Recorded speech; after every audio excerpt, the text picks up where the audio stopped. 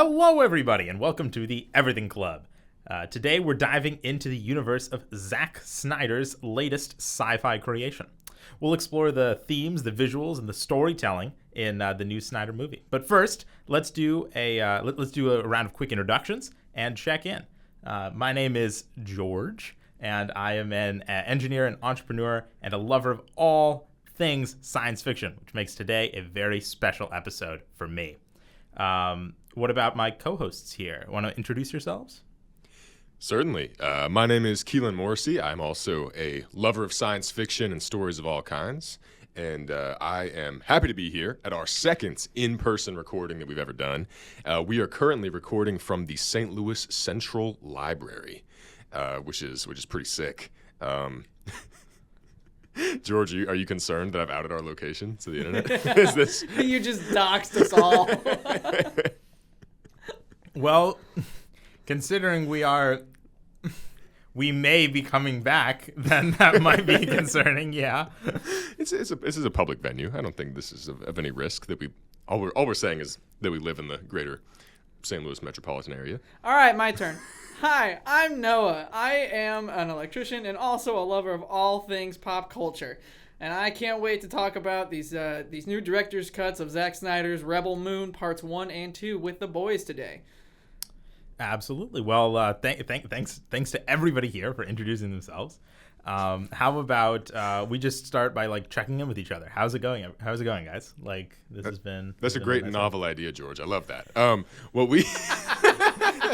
God. Love it. Yeah, no, absolutely, man. I'm doing good here at the St. Louis Public Central Library on what boulevard is this? Don't. The corner of 15th and Olive. Yeah, exactly. The code for the parking is. You might get in trouble for that. Yeah, no, for sure. For movies, music, books, and more, join Keilan, Noah, and George, your ultimate entertainment hub. Welcome to the Everything Club. No, I've been doing good. Yeah, I sort of mentioned this on the last episode, but officially moved back from Chicago, so setting up the apartment, finding a new routine with my work. I'm working on the Ghost film, which you boys had a delightful cameo in that we shot in Chicago, and looking for a soft launch of that film in October around Halloween time. But yeah, it's going good. I've been editing a little bit every day, and it's gonna be one for the books. Very excited about it. Yeah, what you guys been up to? I have been doing good. I'm no longer working at a job site that's over an hour away from my house, which is really nice. That is great. And I'm just Love really that. looking forward to the trip that we're all taking at the end of this week. Oh yeah. Yeah, we're all going on a lake together. It's gonna be a great time. Absolutely. And I guess I'll go. This last weekend, I was in Nashville, where I went to the Country Music Hall of Fame.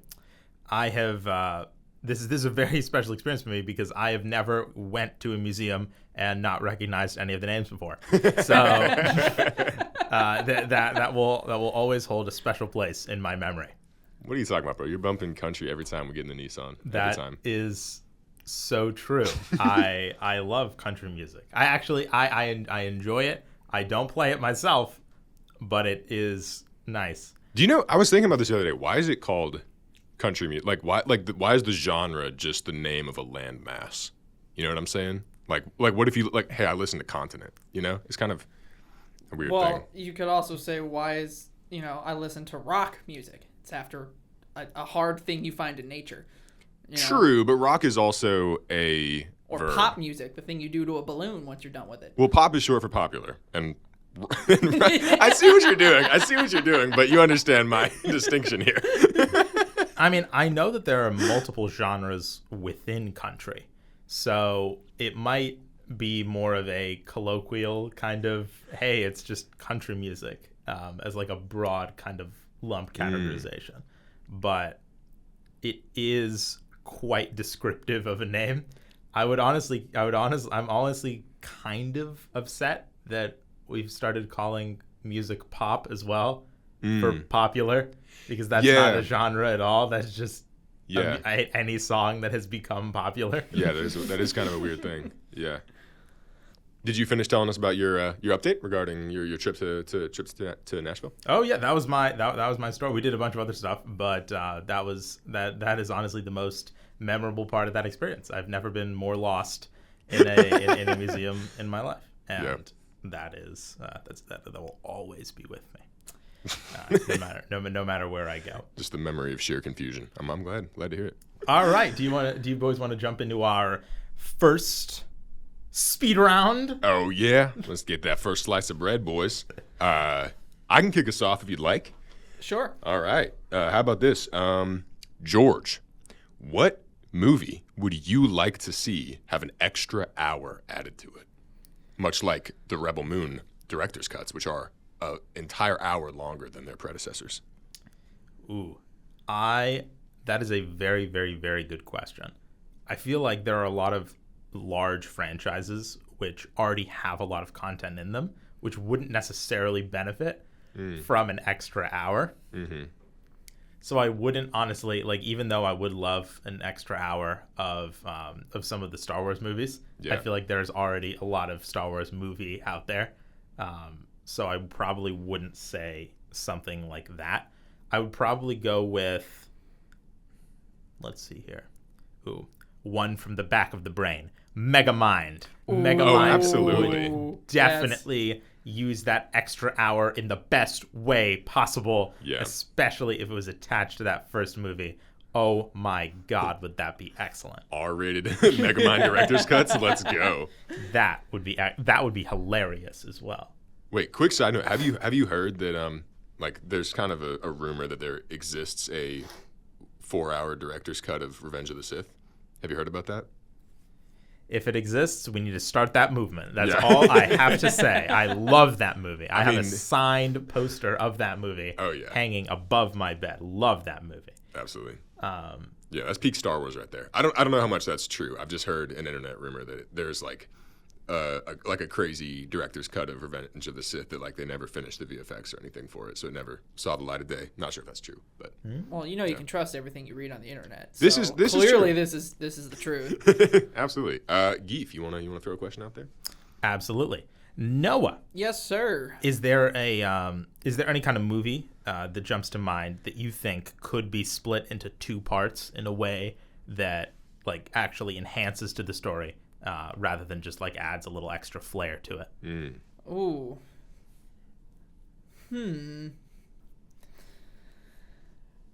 That one was off the cuff, by the way. Didn't even write it down. Straight freestyle. So it's just like what movie could be split into two that would still work?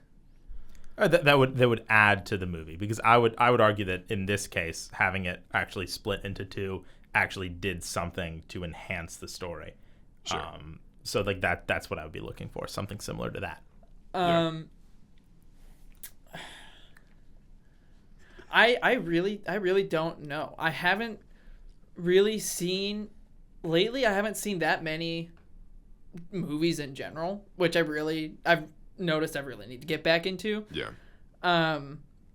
Like the first time in like a year that I've been back to the movie theater was to go see Deadpool. Mm-hmm.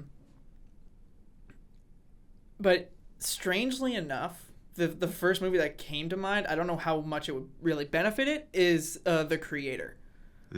Yeah. For sure. I feel like I need to go back and rewatch it so like I can, just enjoy it. Yeah. But I think that was the last movie we saw, or I saw in theaters, and it was with you, Keilan. Yeah. I don't know how much you remember from the plot of that movie, but I feel like it could still definitely work as a 2-part movie. Yeah. No, I love that movie. I also saw that movie twice because I really liked it. Yeah, I'm totally with you. I think it would to make it a 2-parter, it would need some additional plot points. Yeah. I think it was really good as a concise movie, but I would love to see more from that universe. I agree with you. Yeah. All right. I'm going to ask a question. Who has not been asked a question yet? Keilan. All right, Keilan. Just, quick, easy about the movie. What was your favorite addition from the addition to the original releases and the director's cut? Yeah. First thing that comes to mind is the robotic space giant that's fueling the Imperium's Yes. ship. That was super cool because that The sex? I mean, listen, close second. But that big celestial being where you saw the entire like universe in its eye, or in her eye, I assume, and then she like rises and sheds her form and speaks to Korra about like save our species. You know, we've been brutalized and turned into these instruments or whatever of war, but we can whatever she gave Like, her. I feel your pain. It's okay. Yeah, gave her some kind of call to action, and I thought that's obviously a plot point that could be explored in the future movie, Yes. but just the visuals for that being was so cool. The teardrop that came from the eye with the whole cosmos in it and how it splashed on the ground, and I mean, because we saw that character in the PG-13 cuts briefly, I think in part 2. But I don't think she ever came to life like that. She didn't come to life, yeah. Nor did she have such a significant kind of part at the end of Right. part 1. And so, yeah, I thought that was just a super sick piece of lore. I love when they kind of introduce characters or concepts that they don't fully explain. It like leaves a little mystery to the viewer. Yeah. I think that's always cool. Hey Noah, let me ask you something. Okay. Now, I know you have a bit of a bias towards a certain character I'm about to mention, but I want to ask you, who would win in a fight? Korra from the movie with her space blaster and her laser sword, or Avatar Korra, who in this case cannot access the Avatar state. She can access the elements, but can't go Avatar state. Who's winning that fight? I want your objective, unbiased opinion here. Okay. Well, it is a well-known fact that I am not a fan of Korra as a character or as a show, and we can dive into this later. George, I see the face you're giving me. We will dive into this later. I've right. never heard of this before. I mean, this is the first I'm hearing. Since when are you not a fan? However, she does have magical powers of manipulating quite literally the environment around her, and I mean, it's kind of really hard to beat that for any normal person. I mean, sure, Korra's got a gun, but it's like Black Widow in the Avengers. Everyone else is super fantastical and has all these powers, and she's got a gun. True. So I feel like it's really, she could put up a fight for a non-bender against a bender, but it wouldn't be much. Yeah. So I think Legend of Korra takes that fight kind of easily. Fair. George, you wanna get a question from me? Sounds good. All right. So I don't know if either of you guys noticed, but the titles of each movie changed. Indeed. George, did you happen to notice that? No. Okay. So, originally in the PG-13 cut, the part 1 was called Rebel Moon Part 1: Child of Fire, and it was changed to Chapter 1. Chalice of Blood, and then part 2 was part 2 the Scargiver, and that was changed to chapter 2 Curse of Forgiveness. And so my question to you is, do you think the changing of the titles has a big impact on the trajectory of the cinematic universe? I would say that is definitely possible. What I would probably suggest is that the changing of the titles had to do with the many scenes and like the additional context of the movie that was added that we didn't get to see before. I think that the idea of the titles should be an encapsulation of the product that we saw, and I think that him changing the titles was more to do with the fact that we had new content that put new perspective on characters, like especially like the opening scene. Like the entirely new like opening scene put an entirely new spin on that movie, and it changed the way that I felt about the character. It didn't change necessarily what I knew or what I thought, but seeing that opening scene definitely influenced my view of so many different parts of that movie. It just set an entirely different tone for everything that we would see after that. Absolutely. So I would say that the titles are probably more a reflection of those different, for lack of a better word, like vibes or like energy throughout that we got throughout the entire movie, rather than a signaling of other elements in the universe. Yeah, the tone was definitely changed with that opening scene in the first part. For sure. Alrighty. Would you boys like to jump into our main discussion for tonight? Absolutely. Yeah. You mind if I build off of that title question, actually, as our little segue in there? Is this a segue? Let's go. The bit never dies. Yeah, gents, I was thinking the same thing, that Chalice of Blood sets a different tone than Child of Fire, for sure. But also something with Curse of Forgiveness as a title, I thought was interesting. And this is like just hitting me now, which maybe you guys picked up on it before. But the theme of forgiveness, there's a couple very pivotal scenes where that word is used, like specifically when Korra has to shoot Princess Issa. And Issa says, right before she does it, she sees like Korra's hesitation and says, "I forgive you." And Korra says, "Don't," and then shoots her. And there's another scene, I can't think of it, I don't know if you guys remember, where it was kind of a parallel to that scene, and one of the characters said, "I forgive you," or "Don't forgive me," or something. I think Korra might have said. Giant engine lady. Did she? Yeah, she's like, "I understand your pain, and I forgive you." Did she? Yeah. Okay. Then that is an instance of the forgiveness theme being used in the expanded. Korra had to kill her, and she's like, "I understand your Yes. pain. You know, I go through the same thing." And it's like, "I forgive you. I understand." Yeah, that's right. Okay. So yeah, I think that was a cool connection. That I didn't make the connection between the title and those scenes. I definitely I did not get that until just now when you were saying that. So I was trying to pick that apart. Yeah. when I first wrote that question. Well, boys, do either of you have just like a general reaction to the director's cuts? Like Jimmy. Jimmy. Yeah. I loved Facts. being able to see Jimmy in between, Yeah.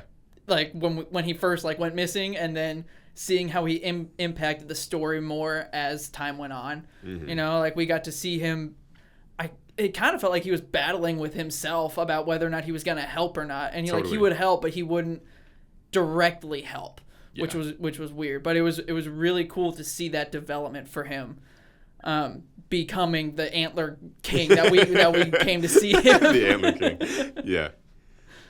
No, totally. His journey was awesome, and I liked how he sort of has a parallel journey to Korra, in sort of that he is learning to go against his programming and learning to not be a machine of war, but be someone who helps and someone who fights for what he believes in. Whereas Korra kind of has to go on that same journey. She was brought up as a child of fire, as the original title says, and then she sort of unlearns that and learns to fight with the rebellion. So I think I liked Jimmy's journey as a parallel to hers. Absolutely. I also thought it was incredibly interesting to see how Snyder chose to represent all of the new Jimmy content that we didn't see before. Specifically, Give and us this that is Jimmy content. definitely one of my favorite scenes in the movie, when there were fireflies, and Yes. he was speaking to the fireflies. He touched one, it changed color, and then all of them around him also changed color. Mm-hmm. And I thought that like one scene will be sticking with me, as something that I thought was absolutely phenomenal. And it's just an example of how, because Jimmy is not traveling with the main character pack, mm-hmm. we had to adjust our interpretations of everything that he was doing to kind of bridge gaps that we didn't necessarily see. So like an example of that would be like he is like, I would agree that he's like paralleling Korra's journey, but I would say that like we had to definitely like interpolate more, or like draw lines in between points, just because we didn't see them as much in terms of straight screen time. I would say that it was done well, because I feel like every single scene that we got was somehow like isolated but also poetic, and it fit with everything else. And it was very clear that although we were only seeing select moments of that journey, we were still getting an entire experience. We just had to fill in the lines a little bit more. Totally. Yeah, his scenes were very poetic, and with Anthony Hopkins' amazing voice, like he did some killer narration in those scenes. Those scenes were awesome. The Firefly scene, especially visually, was just incredible. Stunning. Yeah, that was awesome. Remarkable. Yeah. Shout out to Zack Snyder for making a good movie. No, the visuals all across both parts were, I thought, insane. And I thought they were even more fleshed out in this one than the PG-13 cuts. I even noticed, and this is an interesting point, certain things where certain moments where the effects actually seemed more polished in these, which is an interesting thing, because typically when a film is sort of, once it has its theatrical release, it's kind of untouchable after that. You can't really go in and edit and change it much when it goes. An example of this that that comes to mind is Henry Cavill's mustache debacle in Justice League. Debacle? I don't know what you're talking. It looked fanatic. Fantastic. I've never seen better CGI in my life. Honestly. But what interests me about that is that even prior to the whole Snyder Cut movement, when they put out Justice League, the original cut, on DVD, and they didn't think to, several months had passed since the release of the movie theatrically, but they didn't make any alterations to that. They totally could have paid an effects team to improve that. It was perfect. But what's interesting with streaming is that they can actually make those adjustments. It's, for some reason, I think it's less questionable, where they can actually go in and change those things, and especially also because it's a director's cut, and certain things, like we noticed when Nemesis slashes the spider lady and the eggs come out, like there was actually differences in the frames. Yeah. Because for continuity reasons, they had to make some changes, which was interesting to me.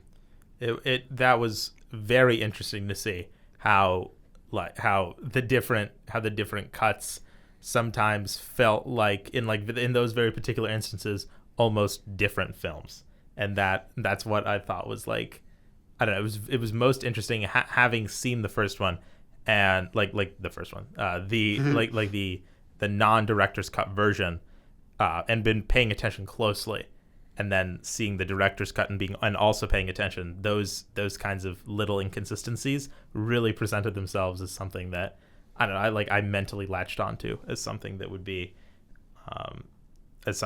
very, very, like, at least consequential, even though, like, on the grand scheme of things, it absolutely is not consequential at all. Right. Well, yeah, and it's like it's the small things that add up like that. Like sure. we noticed a bunch of like those small frames and scenes that we didn't see before, and because we noticed that they were different, it added to how different it did feel. Like the majority of the movie was the same.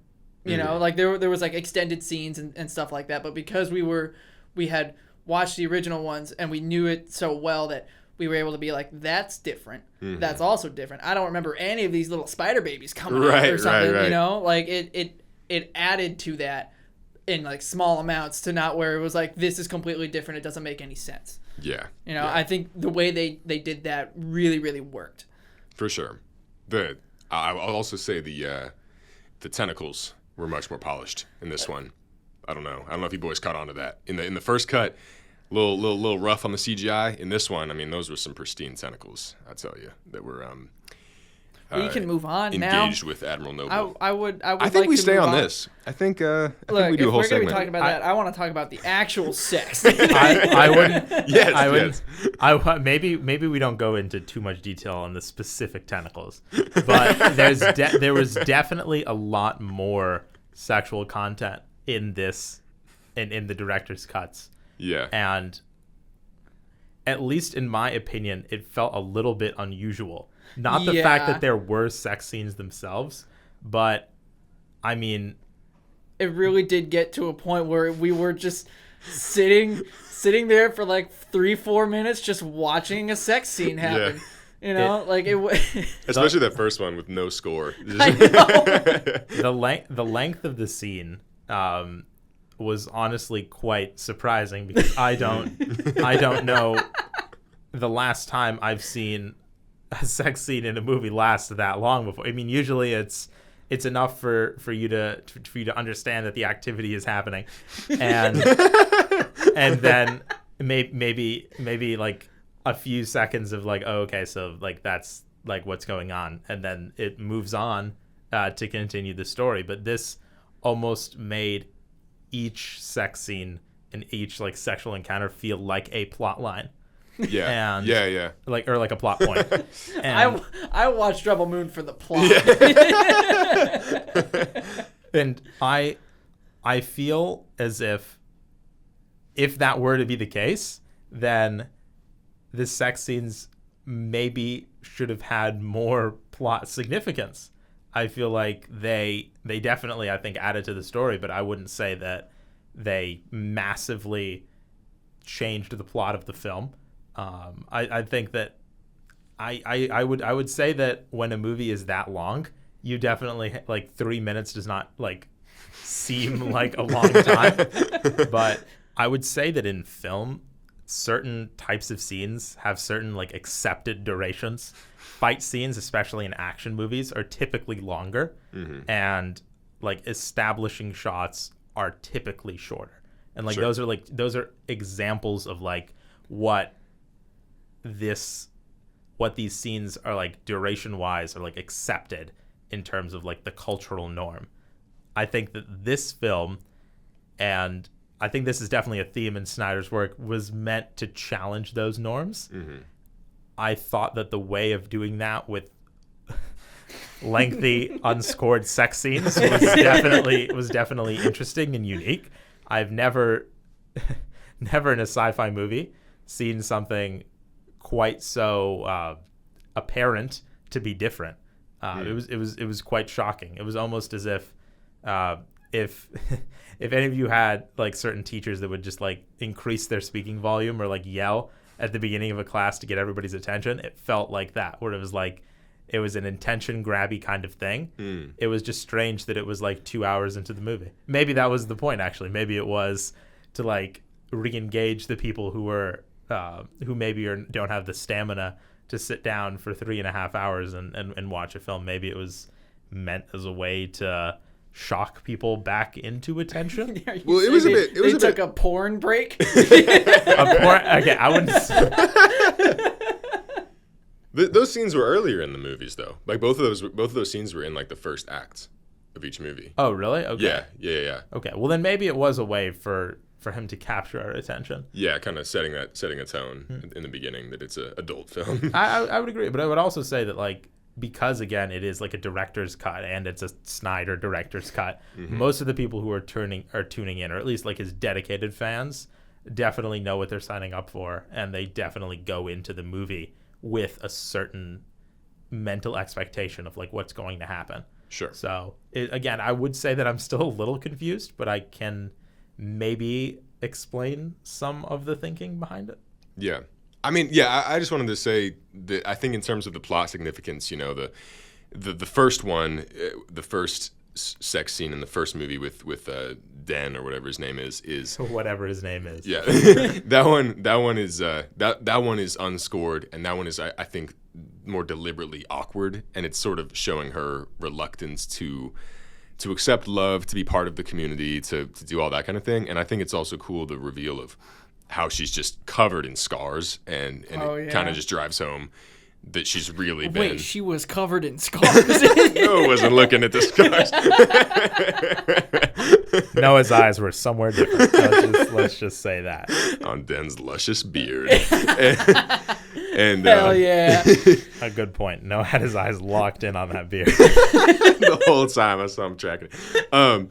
But then, whereas in the second lengthy sex scene in part 2 with Gunnar, that there was a soundtrack there, and also it was just a greater deal of comfort on Cora's part, which I think that, you know, I definitely see the significance. The parallel is that in the beginning she's reluctant to love, she's closed off, she doesn't want to be part of the community, and in the second one she's actually opening herself up to loving someone, not just for physical reasons, but because she cares about the person, and she's actually enjoying herself and is able to do that. And so I do think it holds an important place in Cora's journey, but I also think that there is something about extreme violence and excessive sex and nudity that makes it a very deliberate choice to just be a very adult sci-fi film, whether that's completely necessary to the plot and to the character development, or whether that's just the kind of movie that they set out to make. And I think I mentioned this in the last Rebel Moon pod that we did, where Zack said that some of his influences were the heavy metal comics, which are these very violent, very sexual comic books that he read when he was young, and that is the tone he was going for. And I think it's interesting. It is off-putting, and it is norm challenging to see a sci-fi Star Wars adjacent film, that has that kind of content in it. And I think it's interesting. I'm all for changing the intended demographic and the intended style of a genre that's typically kind of in one lane. I think it's interesting. For sure. Yeah. Noah, what do you have to say? I was just thinking about that beard, man. I'm sorry, I stopped paying attention. I agree that most sci-fi is kind of contained to a single audience and a single kind of demographic. I think that Star Trek is a perfect example, where it's a lot of the combat is more it's less messy, and it's incredibly as far as fight scenes go, they are extremely non-violent. Yeah. I would say that this was the exact opposite. Yeah. And I think at certain times it might have overcorrected, and we got something that was quite extreme. But I would agree that it was definitely a fascinating watch, and I would 1,000,000%. I'm very glad that this movie exists, because it was definitely an extremely interesting time, and I had a great deal of fun watching it. Yeah, no, it in today's cinematic world, it really did feel like, I don't want to say a culture shock, but it was so drastically different that it felt like a breath of fresh air, which kind of, we described Deadpool that way. Yeah, I was just thinking of that. Yeah. A lot of movies are afraid to go that far with the violence and evidently the sex that we just had a whole 20-minute conversation about. And like George said, at some points it kind of felt like it overcorrected or went just a little too far. They didn't need to do that much. Show everybody's heads getting hacked open and teeth pried out. Right. So I think it could have done just fine without all that, but at the same time I was so this is what the other extreme is like. Yeah, It was a type of movie that I'm not used to seeing, and I think that's why it piqued my interest so much, was because lately nothing's like that anymore. Fight scenes don't ever slow down. They're always super fast, and I addressed this in the last Rebel Moon podcast episode that we did, the slow motion really worked when it worked. And I think with the extra hour and stuff, at the extended scenes, even some of the fight scenes were extended, and it felt just a little bit too much by the end of it. For me personally, I don't know about how you guys felt about it, but overall it was great. I was just okay, let's just teeth flying, blood splattering, we've seen it. It was as is always the case with Zack Snyder, it was a heavily stylized film. And I think in my book, a movie that takes crazy risks of that nature is a win in itself, because we could have gotten just the PG-13 cuts. That there's a world where we just got that, and those are cool, and those were their own thing, and I enjoyed those. But I think that getting this director's cut and seeing what a sci-fi movie is like with this level of gore and intensity and sex and everything else is cool and is something different. And I also think it's worth noting that it wasn't at the expense of the story or the the plot to add these things. It wasn't purely just a shock value movie. Right. It really did have some very impressive world building, I thought. Yes, and, very much so. And so yeah, I thought it was cool all around, and I see everything you guys are saying, and it was an interesting experiment of a movie, and I hope we get more in this universe. Yeah. Shall we move on to our round of deep questions for each other? Absolutely, boys. Yeah, listener, I'm sorry that we're just breezing on through this. This might be a shorter episode than you guys, all 5 of you, are accustomed to. But the nondescript facility that we are currently utilizing does have a time constraint. St. Louis Public Library Central Branch? George literally deflated. Oh, man. All right, deep rounds. Keilan, deep rounds. Oh, God. Bring on the deep rounds, Noah. This is the director's cut of Everything Club. That was genuinely unintentional. I apologize, George, who was about to bang his head into the monitor. Keilan, do you have a question that you would like to ask anybody to start this off? Oh, absolutely. Hey, Noah. Let me ask you this one. Yes, sir. So Rebel Moon is sort of a classic tale of rebelling against an oppressive regime. And this is a story that has existed for ages, from Star Wars to Avatar. Do you think that this archetypal story should be updated in any way, or should the tropes change in any way to resonate more with our modern audiences? And if you were to tell a story of this nature, how might you approach it differently than Mr. Snyder did with Rebel Moon? Well, it all depends on, the universe and the timeline that it that exists in. Sure. Like, we've seen all of these same tropes before, but they're taking place in their own universe where they work. Right. So, like, sure, it might be the same trope of, rebelling against a bigger evil, but I feel like with, like, Avatar and Star Wars and even, the Avengers constantly, true. They're their own stories. Sure, we know that they're going to come out on top because they're the heroes, but it's still fun to watch them get there. And I think that's the main pull of this kind of trope, is seeing the journey that they take in order to become strong enough to overthrow the big bad. Absolutely. Yeah.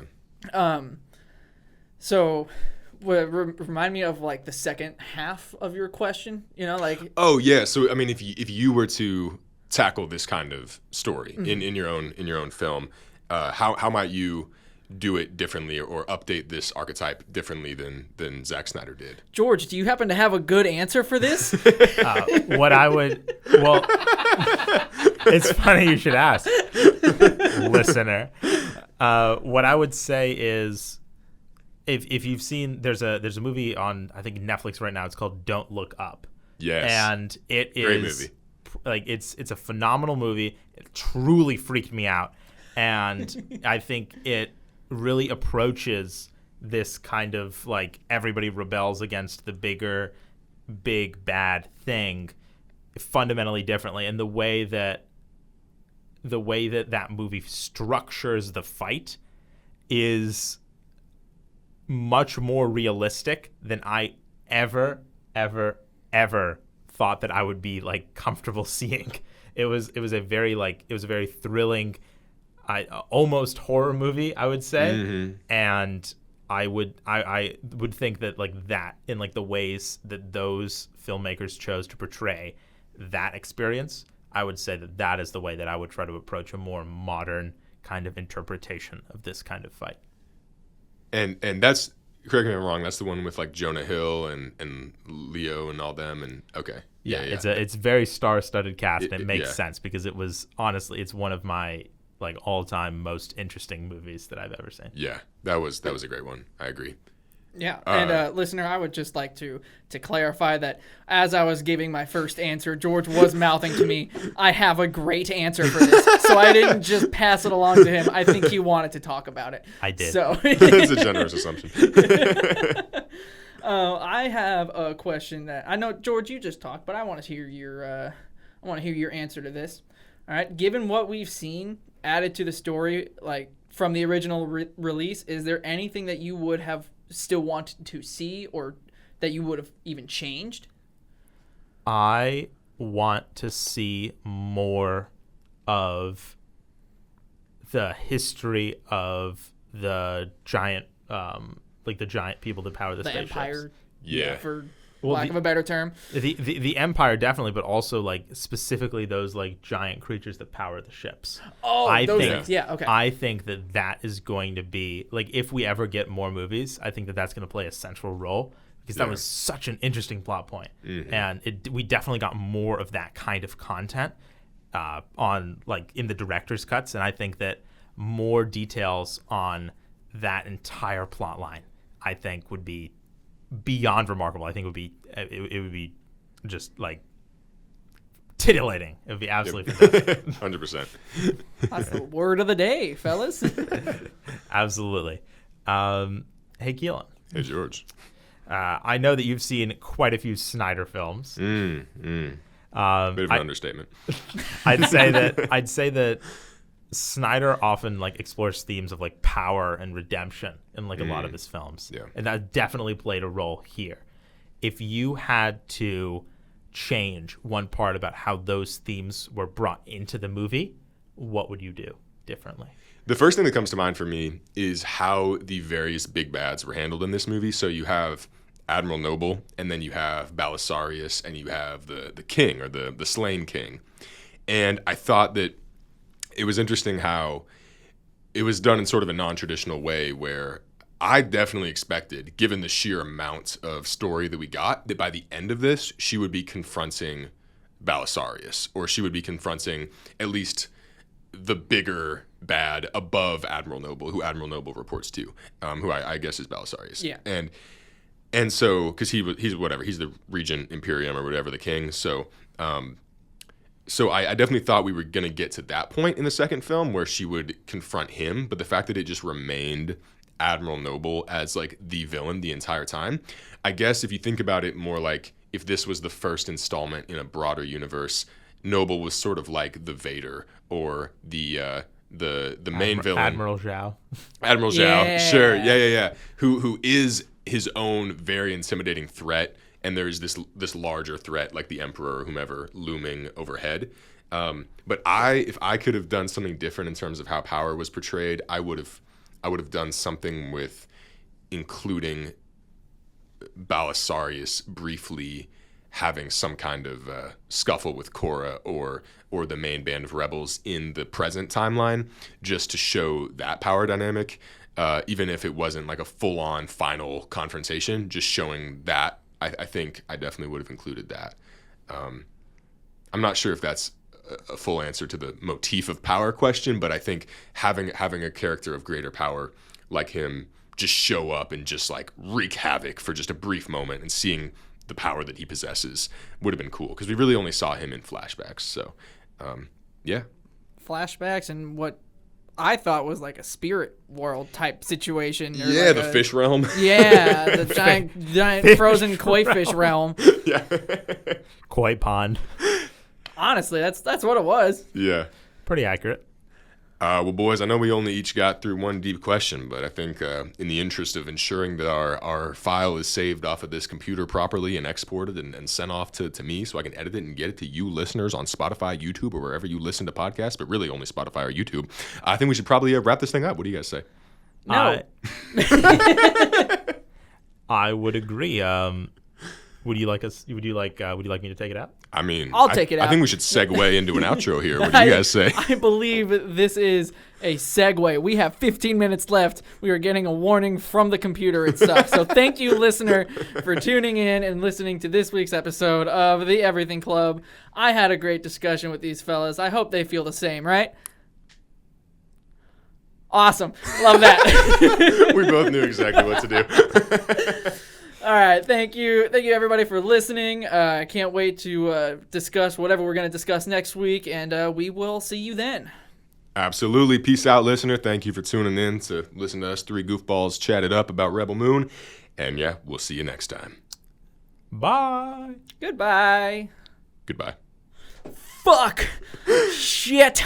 Oh my God, he just said a bad word. I'm tacking this on to the end of the episode.